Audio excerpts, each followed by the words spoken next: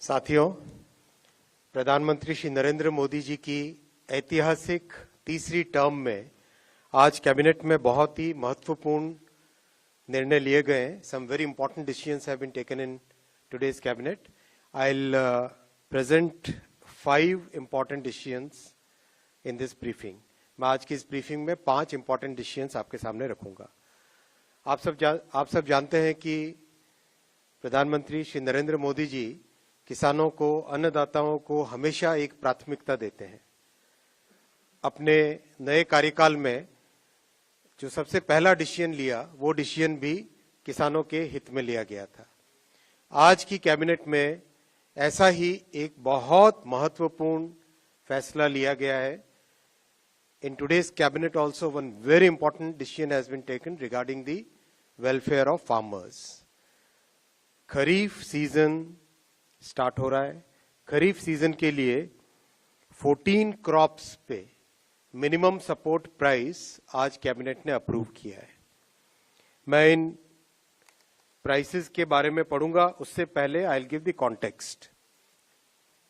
In the 2018 union budget, the government of India had given a very clear policy decision, had taken a very clear policy decision that MSP कम से कम 1.5 गुना होनी ही चाहिए cost की।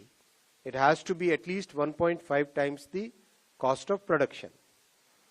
तो आज के जो फैसले आप देखेंगे, इन सब फैसलों में इस प्रिंसिपल को ध्यान रखा गया है। Every crop that I am going to read out will have at least 50% more MSP compared to the cost. और कॉस्ट को निकालने का भी बहुत ही साइंटिफिक तरीका है। इसका एक मैकेनिज्म है। CACP के द्वारा देश भर में कई तहसीलों में, कई जिलों में, कई विलेजेस में जाके स्टडी किया जाता है। कॉस्ट ऑफ प्रोडक्शन, सारे के सारे फैक्टर्स को लेके स्टडी किया जाता है।